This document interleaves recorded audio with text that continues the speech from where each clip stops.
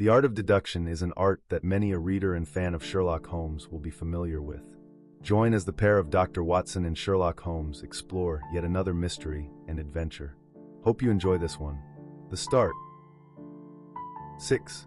The Adventure of Black Peter. I have never known my friend to be in better form, both mental and physical, than in the year 95. His increasing fame had brought with it an immense practice, and I should be guilty of an indiscretion if I were even to hint at the identity of some of the illustrious clients who crossed our humble threshold in Baker Street. Holmes, however, like all great artists, lived for his art's sake, and, save in the case of the Duke of Holderness, I have seldom known him claim any large reward for his inestimable services. So unworldly was he, or so capricious, that he frequently refused his help to the powerful and wealthy where the problem made no appeal to his sympathies, while he would devote weeks of most intense application to the affairs of some humble client whose case presented those strange and dramatic qualities which appealed to his imagination and challenged his ingenuity. In this memorable year 95, a curious and incongruous succession of cases had engaged his attention, ranging from his famous investigation of the sudden death of Cardinal Tosca, an inquiry which was carried out by him at the express desire of His Holiness the Pope, down to his arrest of Wilson, the notorious Canara trainer, which removed a plague spot from the East End of London. Close on the heels of these two famous cases came the tragedy of Woodman's Lee, and the very obscure circumstances which surrounded the death of Captain Peter Carey. No record of the doings of Mr. Sherlock Holmes would be complete which did not include some account of this very unusual affair. During the first week of July, my friend had been absent so often and so long from our lodgings that I knew he had something on hand. The fact that several rough-looking men called during that time and inquired for Captain Basil made me understand that Holmes was working somewhere under one of the numerous disguises and names with which he concealed his own formidable identity. He had at least 5 small refuges in different parts of London in which he was able to change his personality. He said nothing of his business to me, and it was not my habit to force a confidence. The first positive sign which he gave me of the direction which his investigation was taking was an extraordinary one. He had gone out before breakfast, and I had sat down to mine, when he strode into the room, his hat upon his head and a huge barbed-headed spear tucked like an umbrella under his arm. "Good gracious, Holmes," I cried. "You don't mean to say that you have been walking about London with that thing?" I drove to the butcher's and back. The butcher's? And I returned with an excellent appetite. There can be no question, my dear Watson, of the value of exercise before breakfast. But I am prepared to bet that you will not guess the form that my exercise has taken. I will not attempt it. He chuckled as he poured out the coffee. If you could have looked into Allardyce's back shop, you would have seen a dead pig swung from a hook in the ceiling, and a gentleman in his shirt sleeves furiously stabbing at it with this weapon. I was that energetic person, and I have satisfied myself that by no exertion of my strength can I transfix the pig with a single blow. Perhaps you would care to try. Not for worlds. But why were you doing this? Because it seemed to me to have an indirect bearing upon the mystery of Woodman's Lee. Ah, Hopkins, I got your wire last night, and I have been expecting you. Come and join us. Our visitor was an exceedingly alert man, 30 years of age, dressed in a quiet tweed suit, but retaining the erect bearing of one who was accustomed to official uniform. I recognized him at once as Stanley Hopkins, a young police inspector for whose future Holmes had high hopes, while he in turn professed the admiration and respect of a pupil for the scientific methods of the famous amateur. Hopkins's brow was clouded, and he sat down with an air of deep dejection. "No, thank you, sir. I breakfasted before I came round. I spent the night in town, for I came up yesterday to report." "And what had you to report?" "Failure, sir, absolute failure." "You have made no progress?" "None." "Dear me, I must have a look at the matter." "I wish to heavens that you would, Mr. Holmes. It's my first big chance, and I am at my wit's end. For goodness sake, come down and lend me a hand." Well, it just happens that I have already read all the available evidence, including the report of the inquest, with some care. By the way, what do you make of that tobacco pouch found on the scene of the crime? Is there no clue there?" Hopkins looked surprised. "It was the man's own pouch, sir. His initials were inside it, and it was of sealskin, and he an old sealer." "But he had no pipe?" "No, sir, we could find no pipe. Indeed, he smoked very little. And yet he might have kept some tobacco for his friends." "No doubt. I only mention it because if I had been handling the case I should have been inclined to make that the starting point of my investigation. However, my friend Dr. Watson knows nothing of this matter, and I should be none the worse for hearing the sequence of events once more. Just give us some short sketch of the essentials." Stanley Hopkins drew a slip of paper from his pocket. "I have a few dates here which will give you the career of the dead man, Captain Peter Carey. He was born in 45, 50 years of age. He was a most daring and successful seal and whale fisher. In 1883 he commanded the steam sealer Sea Unicorn, of Dundee. He had then had several successful voyages in succession, and in the following year, 1884, he retired. After that he travelled for some years, and finally he bought a small place called Woodman's Lee, near Forest Row, in Sussex. There he has lived for 6 years, and there he died just a week ago today. There were some most singular points about the man. In ordinary life he was a strict Puritan, a silent, gloomy fellow. His household consisted of his wife, his daughter, aged 20, and 2 female servants. These last were continually changing, for it was never a very cheery situation, and sometimes it became past all bearing. The man was an intermittent drunkard, and when he had the fit on him he was a perfect fiend.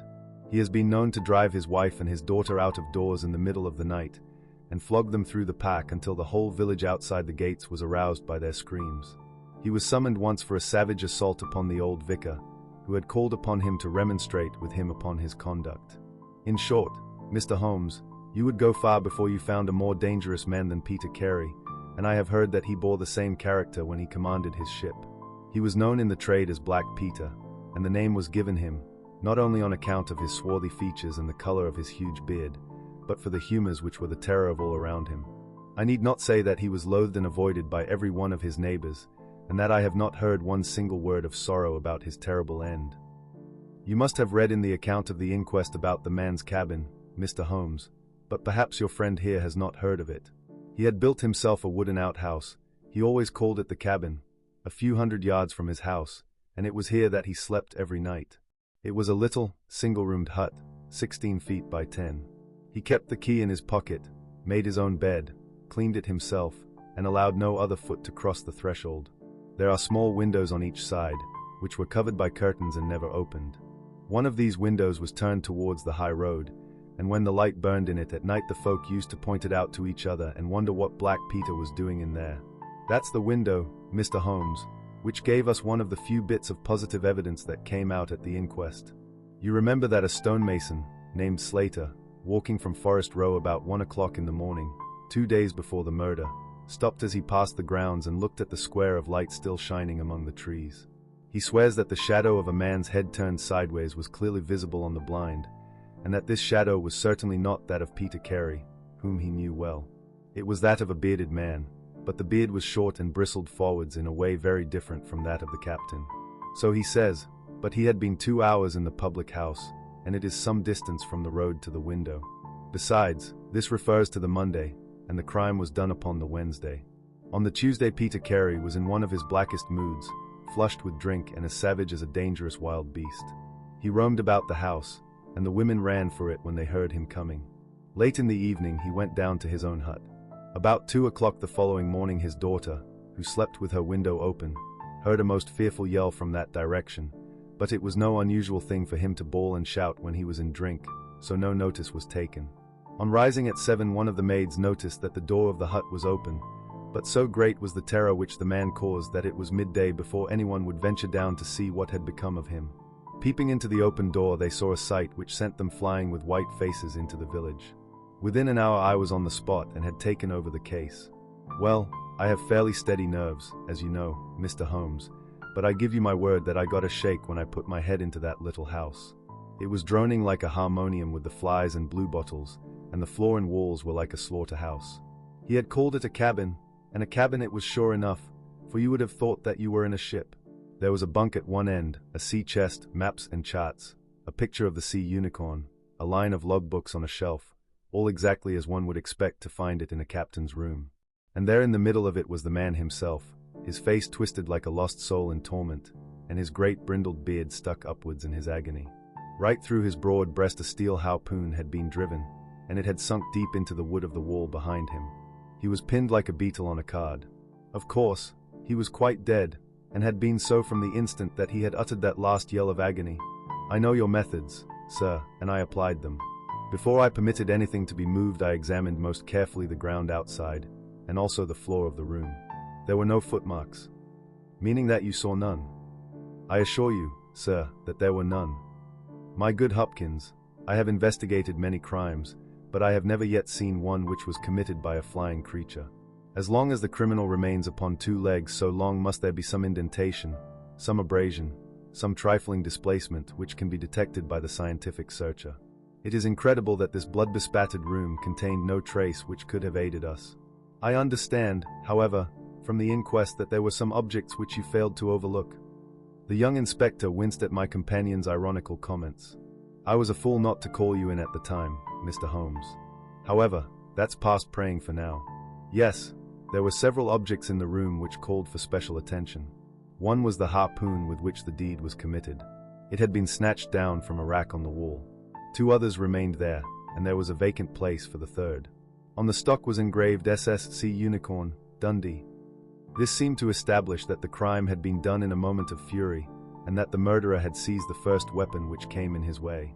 The fact that the crime was committed at 2 in the morning, and yet Peter Carey was fully dressed, suggested that he had an appointment with the murderer, which is borne out by the fact that a bottle of rum and 2 dirty glasses stood upon the table.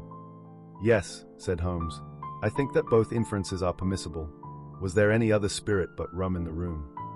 Yes, there was a tantalus containing brandy and whiskey on the sea chest. It is of no importance to us, however, since the decanters were full, and it had therefore not been used. For all that its presence has some significance, said Holmes. However, let us hear some more about the objects which do seem to you to bear upon the case. There was this tobacco pouch upon the table. What part of the table? It lay in the middle. It was of coarse sealskin, the straight-haired skin, with a leather thong to bind it. Inside was PC on the flap. There was half an ounce of strong ship's tobacco in it. Excellent. What more? Stanley Hopkins drew from his pocket a drab-covered notebook. The outside was rough and worn, the leaves discolored. On the first page were written the initials JHN and the date 1883. Holmes laid it on the table and examined it in his minute way, while Hopkins and I gazed over each shoulder. On the second page were the printed letters CPR, and then came several sheets of numbers. Another heading was Argentine, another Costa Rica, and another San Paulo, each with pages of signs and figures after it. What do you make of these? Asked Holmes. They appear to be lists of stock exchange securities. I thought that JHN were the initials of a broker, and that CPR may have been his client. Try Canadian Pacific Railway, said Holmes. Stanley Hopkins swore between his teeth and struck his thigh with his clenched hand. What a fool I have been, he cried. Of course, it is as you say. Then JHN are the only initials we have to solve. I have already examined the old stock exchange lists, and I can find no one in 1883 either in the house or among the outside brokers whose initials correspond with these. Yet I feel that the clue is the most important one that I hold. You will admit, Mr. Holmes, that there is a possibility that these initials are those of the second person who was present, in other words, of the murderer. I would also urge that the introduction into the case of a document relating to large masses of valuable securities gives us for the first time some indication of a motive for the crime. Sherlock Holmes's face showed that he was thoroughly taken aback by this new development. I must admit both your points, said he. I confess that this notebook, which did not appear at the inquest, modifies any views which I may have formed. I had come to a theory of the crime in which I can find no place for this. Have you endeavored to trace any of the securities here mentioned? Inquiries are now being made at the offices, but I fear that the complete register of the stockholders of these South American concerns is in South America, and that some weeks must elapse before we can trace the shares. Holmes had been examining the cover of the notebook with his magnifying lens. Surely there is some discoloration here, said he. Yes, sir, it is a blood stain. I told you that I picked the book off the floor. Was the blood stain above or below?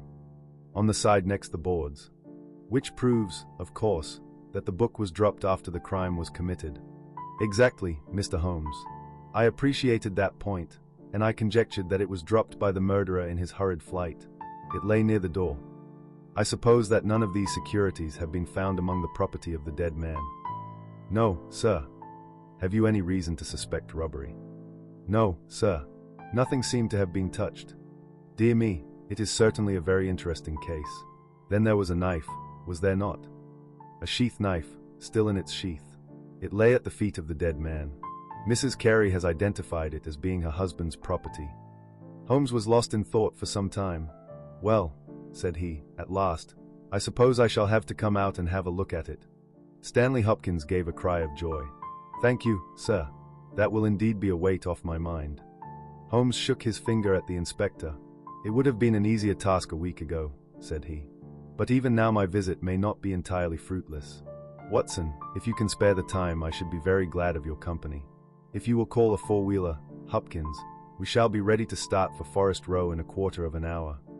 Alighting at the small wayside station, we drove for some miles through the remains of widespread woods, which were once part of that great forest which for so long held the Saxon invaders at bay, the impenetrable Weald, for 60 years the bulwark of Britain. Vast sections of it have been cleared, for this is the seat of the first ironworks of the country, and the trees have been felled to smelt the ore. Now the richer fields of the north have absorbed the trade, and nothing save these ravaged groves and great scars in the earth show the work of the past. Here in a clearing upon the green slope of a hill stood a long, low stone house, approached by a curving drive running through the fields. Nearer the road, and surrounded on three sides by bushes, was a small outhouse, one window and the door facing in our direction. It was the scene of the murder. Stanley Hopkins led us first to the house, where he introduced us to a haggard, gray-haired woman, the widow of the murdered man, whose gaunt and deep-lined face, with the furtive look of terror in the depths of her red-rimmed eyes, told of the years of hardship and ill-usage which she had endured. With her was her daughter, a pale, fair-haired girl, whose eyes blazed defiantly at us as she told us that she was glad that her father was dead, and that she blessed the hand which had struck him down. It was a terrible household that Black Peter Carey had made for himself, and it was with a sense of relief that we found ourselves in the sunlight again and making our way along a path which had been worn across the fields by the feet of the dead man. The outhouse was the simplest of dwellings, wooden-walled, shingle-roofed, one window beside the door and one on the farther side. Stanley Hopkins drew the key from his pocket and had stooped to the lock, when he paused with a look of attention and surprise upon his face. "Someone has been tampering with it," he said. There could be no doubt of the fact. The woodwork was cut and the scratches showed white through the paint, as if they had been that instant done. Holmes had been examining the window. "Someone has tried to force this also. Whoever it was has failed to make his way in. He must have been a very poor burglar." "This is a most extraordinary thing," said the inspector. "I could swear that these marks were not here yesterday evening." "Some curious person from the village, perhaps," I suggested. "Very unlikely.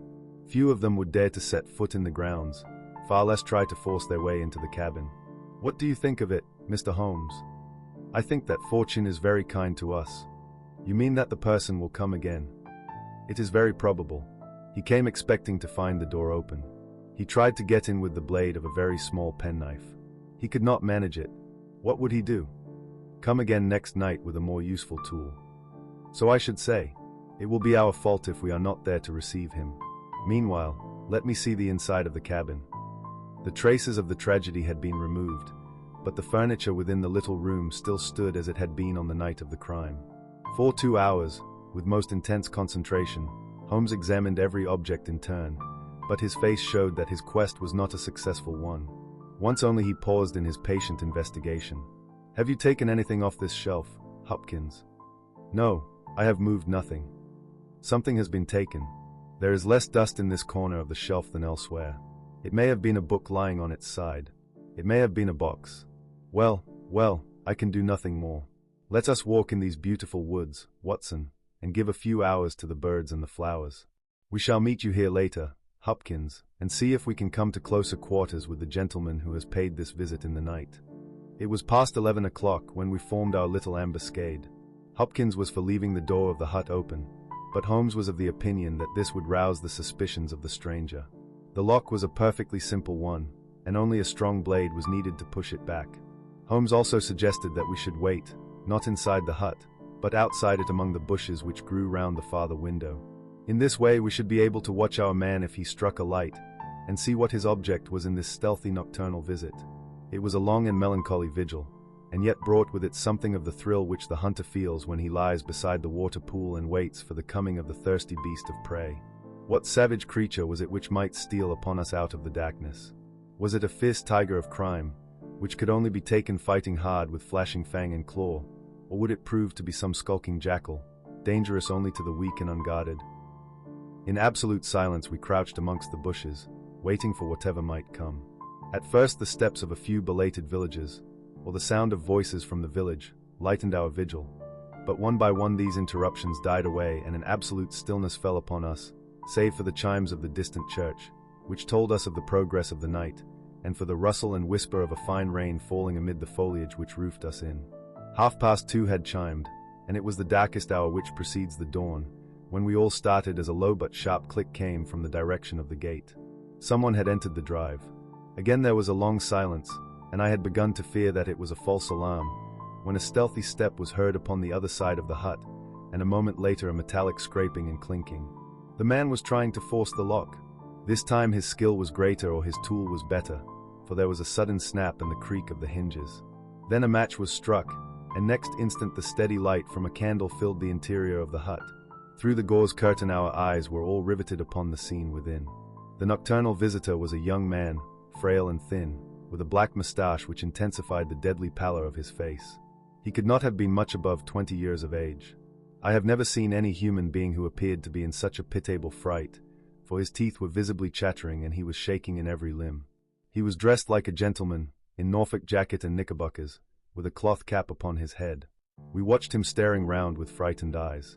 Then he laid the candle end upon the table and disappeared from our view into one of the corners. He returned with a large book, one of the logbooks which formed a line upon the shelves. Leaning on the table, he rapidly turned over the leaves of this volume until he came to the entry which he sought. Then, with an angry gesture of his clenched hand, he closed the book, replaced it in the corner, and put out the light. He had hardly turned to leave the hut when Hopkins's hand was on the fellow's collar, and I heard his loud gasp of terror as he understood that he was taken. The candle was relit, and there was our wretched captive shivering and cowering in the grasp of the detective. He sank down upon the sea chest, and looked helplessly from one of us to the other. "Now, my fine fellow," said Stanley Hopkins, "who are you, and what do you want here?" The man pulled himself together and faced us with an effort at self-composure. "You are detectives, I suppose," said he. "You imagine I am connected with the death of Captain Peter Carey. I assure you that I am innocent." "We'll see about that," said Hopkins. "First of all, what is your name?" "It is John Hopley Nelligan." I saw Holmes and Hopkins exchange a quick glance. "What are you doing here?" "Can I speak confidentially?"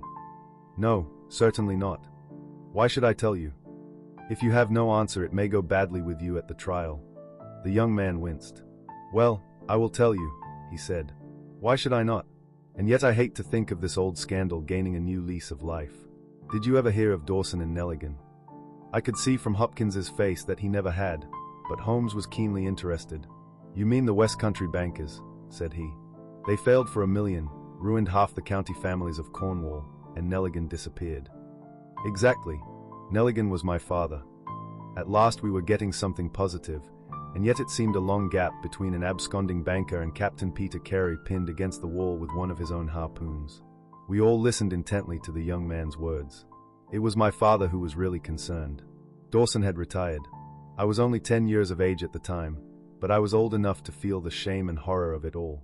It has always been said that my father stole all the securities and fled. It is not true. It was his belief that if he were given time in which to realize them all would be well and every creditor paid in full. He started in his little yacht for Norway just before the warrant was issued for his arrest. I can remember that last night when he bade farewell to my mother. He left us a list of the securities he was taking, and he swore that he would come back with his honor cleared, and that none who had trusted him would suffer. Well, no word was ever heard from him again. Both the yacht and he vanished utterly. We believed, my mother and I, that he and it, with the securities that he had taken with him, were at the bottom of the sea. We had a faithful friend, however, who is a businessman, and it was he who discovered some time ago that some of the securities which my father had with him have reappeared on the London market. You can imagine our amazement. I spent months in trying to trace them, and at last, after many doublings and difficulties, I discovered that the original seller had been Captain Peter Carey, the owner of this hut. Naturally, I made some inquiries about the man. I found that he had been in command of a whaler which was due to return from the Arctic seas at the very time when my father was crossing to Norway. The autumn of that year was a stormy one, and there was a long succession of southerly gales. My father's yacht may well have been blown to the north, and there met by Captain Peter Carey's ship. If that was so, what had become of my father? In any case, if I could prove from Peter Carey's evidence how these securities came on the market, it would be a proof that my father had not sold them, and that he had no view to personal profit when he took them. I came down to Sussex with the intention of seeing the captain, but it was at this moment that his terrible death occurred. I read at the inquest a description of his cabin, in which it stated that the old logbooks of his vessel were preserved in it. It struck me that if I could see what occurred in the month of August, 1883, on board the Sea Unicorn, I might settle the mystery of my father's fate. I tried last night to get at these logbooks, but was unable to open the door. Tonight I tried again, and succeeded, but I find that the pages which deal with that month have been torn from the book. It was at that moment I found myself a prisoner in your hands. Is that all? Asked Hopkins. Yes, that is all. His eyes shifted as he said it. You have nothing else to tell us? He hesitated. No, there is nothing. You have not been here before last night? No. Then how do you account for that? Cried Hopkins, as he held up the damning notebook, with the initials of our prisoner on the first leaf and the bloodstain on the cover. The wretched man collapsed. He sank his face in his hands and trembled all over. Where did you get it? He groaned. I did not know. I thought I had lost it at the hotel. That is enough, said Hopkins, sternly. Whatever else you have to say you must say in court. You will walk down with me now to the police station. Well, Mr. Holmes, I am very much obliged to you and to your friend for coming down to help me. As it turns out, your presence was unnecessary, and I would have brought the case to this successful issue without you, but nonetheless I am very grateful. Rooms have been reserved for you at the Bramblety Hotel, so we can all walk down to the village together. Well, Watson, what do you think of it? Asked Holmes, as we traveled back next morning. I can see that you are not satisfied. Oh, yes, my dear Watson, I am perfectly satisfied. At the same time, Stanley Hopkins's methods do not commend themselves to me. I am disappointed in Stanley Hopkins. I had hoped for better things from him. One should always look for a possible alternative and provide against it. It is the first rule of criminal investigation. What, then, is the alternative? The line of investigation which I have myself been pursuing. It may give us nothing. I cannot tell, but at least I shall follow it to the end. Several letters were waiting for Holmes at Baker Street. He snatched one of them up, opened it, and burst out into a triumphant chuckle of laughter. Excellent, Watson. The alternative develops. Have you telegraph forms? Just write a couple of messages for me. Sumner, shipping agent, Ratcliffe Highway. Send 3 men on, to arrive 10 tomorrow morning. Basil. That's my name in those parts. The other is Inspector Stanley Hopkins, 46, Lord Street, Brixton. Come breakfast tomorrow at 9:30. Important. Wire if unable to come. Sherlock Holmes. There, Watson, this infernal case has haunted me for 10 days. I hereby banish it completely from my presence. Tomorrow I trust that we shall hear the last of it forever. Sharp at the hour named, Inspector Stanley Hopkins appeared, and we sat down together to the excellent breakfast which Mrs. Hudson had prepared. The young detective was in high spirits at his success. You really think that your solution must be correct? Asked Holmes. I could not imagine a more complete case. It did not seem to me conclusive. You astonish me, Mr. Holmes. What more could one ask for? Does your explanation cover every point? Undoubtedly. I find that young Nelligan arrived at the Bramblety Hotel on the very day of the crime. He came on the pretense of playing golf. His room was on the ground floor, and he could get out when he liked. That very night he went down to Woodman's Lee, saw Peter Carey at the hut, quarreled with him, and killed him with the harpoon. Then, horrified by what he had done, he fled out of the hut, dropping the notebook which he had brought with him in order to question Peter Carey about these different securities. You may have observed that some of them were marked with ticks, and the others, the great majority, were not. Those which are ticked have been traced on the London market, but the others presumably were still in the possession of Carey, and young Nelligan, according to his own account, was anxious to recover them in order to do the right thing by his father's creditors. After his flight he did not dare to approach the hut again for some time, but at last he forced himself to do so in order to obtain the information which he needed. Surely that is all simple and obvious. Holmes smiled and shook his head. It seems to me to have only one drawback, Hopkins, and that is that it is intrinsically impossible. Have you tried to drive a harpoon through a body? No. Tut, tut. My dear sir, you must really pay attention to these details. My friend Watson could tell you that I spent a whole morning in that exercise. It is no easy matter, and requires a strong and practiced arm. But this blow was delivered with such violence that the head of the weapon sank deep into the wall. Do you imagine that this anemic youth was capable of so frightful an assault? Is he the man who hobnobbed in rum and water with Black Peter in the dead of the night? Was it his profile that was seen on the blind 2 nights before? No, no, Hopkins. It is another and a more formidable person for whom we must seek. The detective's face had grown longer and longer during Holmes's speech. His hopes and his ambitions were all crumbling about him. But he would not abandon his position without a struggle. You can't deny that Nelligan was present that night, Mr. Holmes. The book will prove that. I fancy that I have evidence enough to satisfy a jury, even if you are able to pick a hole in it. Besides, Mr. Holmes, I have laid my hand upon my man. As to this terrible person of yours, where is he? I rather fancy that he is on the stair, said Holmes serenely. I think, Watson, that you would do well to put that revolver where you can reach it. He rose, and laid a written paper upon a side table. Now we are ready, said he. There had been some talking in gruff voices outside, and now Mrs. Hudson opened the door to say that there were 3 men inquiring for Captain Basil. Show them in one by one, said Holmes. The first who entered was a little Ribston Pippin of a man, with ruddy cheeks and fluffy white side whiskers. Holmes had drawn a letter from his pocket. What name? He asked. James Lancaster. I am sorry, Lancaster, but the berth is full. Here is half a sovereign for your trouble. Just step into this room and wait there for a few minutes. The second man was a long, dried-up creature, with lank hair and sallow cheeks. His name was Hugh Pattins. He also received his dismissal, his half-sovereign, and the order to wait. The third applicant was a man of remarkable appearance. A fierce bulldog face was framed in a tangle of hair and beard, and 2 bold dark eyes gleamed behind the cover of thick, tufted, overhung eyebrows. He saluted and stood sailor fashion, turning his cap round in his hands. Your name? Asked Holmes. Patrick Cairns. Harpooner? Yes, sir. 26 voyages. Dundee, I suppose. Yes, sir. And ready to start with an exploring ship. Yes, sir. What wages? £8 a month.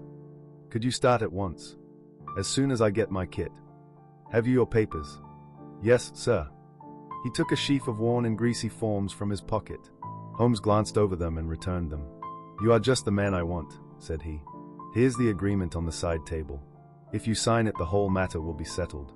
The seaman lurched across the room and took up the pen. Shall I sign here? He asked, stooping over the table. Holmes leaned over his shoulder and passed both hands over his neck. This will do, said he. I heard a click of steel and a bellow like an enraged bull. The next instant Holmes and the seaman were rolling on the ground together. He was a man of such gigantic strength that, even with the handcuffs which Holmes had so deftly fastened upon his wrists, he would have very quickly overpowered my friend had Hopkins and I not rushed to his rescue. Only when I pressed the cold muzzle of the revolver to his temple did he at last understand that resistance was vain. We lashed his ankles with cord and rose breathless from the struggle. I must really apologize, Hopkins, said Sherlock Holmes. I fear that the scrambled eggs are cold. However, you will enjoy the rest of your breakfast all the better, will you not, for the thought that you have brought your case to a triumphant conclusion. Stanley Hopkins was speechless with amazement. I don't know what to say, Mr. Holmes, he blurted out at last, with a very red face. It seems to me that I have been making a fool of myself from the beginning. I understand now, what I should never have forgotten, that I am the pupil and you are the master. Even now I see what you have done, but I don't know how you did it, or what it signifies. Well, well, said Holmes, good-humoredly. We all learn by experience, and your lesson this time is that you should never lose sight of the alternative. You were so absorbed in young Nelligan that you could not spare a thought to Patrick Cairns, the true murderer of Peter Carey. The hoarse voice of the seaman broke in on our conversation. See here, mister, said he. I make no complaint of being manhandled in this fashion, but I would have you call things by their right names. You say I murdered Peter Carey. I say I killed Peter Carey, and there's all the difference. Maybe you don't believe what I say. Maybe you think I am just slinging you a yarn. Not at all, said Holmes. Let us hear what you have to say. It's soon told, and, by the Lord, every word of it is truth. I knew Black Peter, and when he pulled out his knife I whipped a harpoon through him sharp, for I knew that it was him or me. That's how he died. You can call it murder. Anyhow, I'd as soon die with a rope round my neck as with Black Peter's knife in my heart. How came you there? Asked Holmes. I'll tell it you from the beginning. Just sit me up a little so as I can speak easy. It was in '83 that it happened, August of that year. Peter Carey was master of the Sea Unicorn, and I was spare harpooner.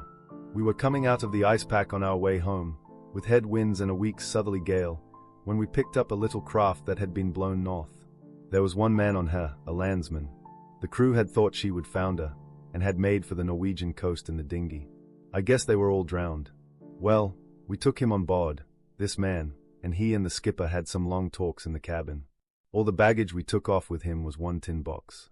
So far as I know, the man's name was never mentioned, and on the second night he disappeared as if he had never been. It was given out that he had either thrown himself overboard or fallen overboard in the heavy weather that we were having. Only one man knew what had happened to him, and that was me, for with my own eyes I saw the skipper tip up his heels and put him over the rail in the middle watch of a dark night, 2 days before we sighted the Shetland lights. Well, I kept my knowledge to myself and waited to see what would come of it. When we got back to Scotland it was easily hushed up, and nobody asked any questions. A stranger died by an accident, and it was nobody's business to inquire. Shortly after Peter Carey gave up the sea, and it was long years before I could find where he was. I guessed that he had done the deed for the sake of what was in that tin box, and that he could afford now to pay me well for keeping my mouth shut. I found out where he was through a sailor man that had met him in London, and down I went to squeeze him. The first night he was reasonable enough, and was ready to give me what would make me free of the sea for life. We were to fix it all 2 nights later. When I came I found him 3 parts drunk and in a vile temper. We sat down and we drank and we yarned about old times, but the more he drank the less I liked the look on his face. I spotted that harpoon upon the wall, and I thought I might need it before I was through.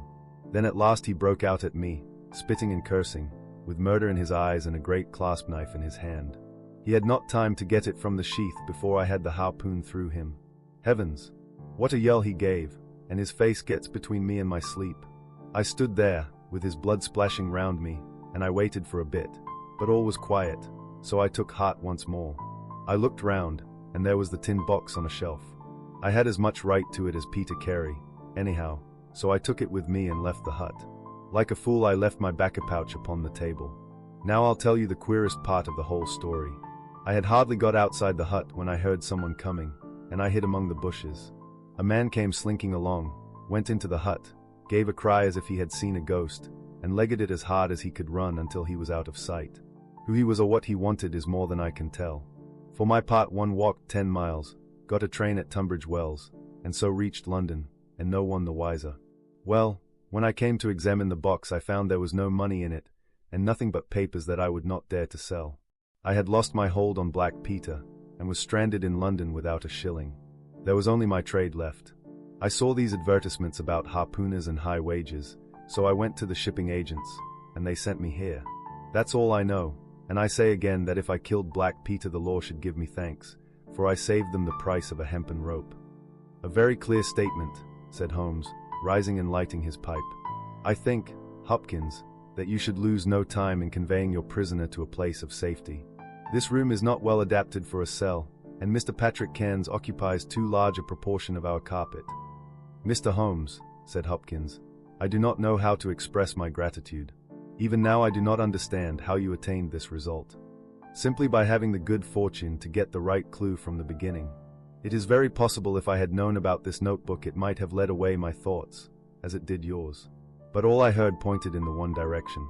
The amazing strength, the skill in the use of the harpoon, the rum and water, the sealskin tobacco pouch, with the cost tobacco, all these pointed to a seaman, and one who had been a whaler. I was convinced that the initials PC upon the pouch were a coincidence, and not those of Peter Carey, since he seldom smoked, and no pipe was found in his cabin. You remember that I asked whether whiskey and brandy were in the cabin. You said they were. How many landsmen are there who would drink rum when they could get these other spirits? Yes, I was certain it was a seaman. And how, my dear sir, the problem had become a very simple one. If it were a seaman, it could only be a seaman who had been with him on the Sea Unicorn. So far as I could learn, he had sailed in no other ship. I spent 3 days in wiring to Dundee, and at the end of that time I had ascertained the names of the crew of the Sea Unicorn in 1883. When I found Patrick Cairns among the harpooners, my research was nearing its end. I argued that the man was probably in London, and that he would desire to leave the country for a time. I therefore spent some days in the East End, devised an Arctic expedition, put forth tempting terms for harpooners who would serve under Captain Basil, and behold the result. "Wonderful," cried Hopkins. "Wonderful." "You must obtain the release of young Nelligan as soon as possible," said Holmes.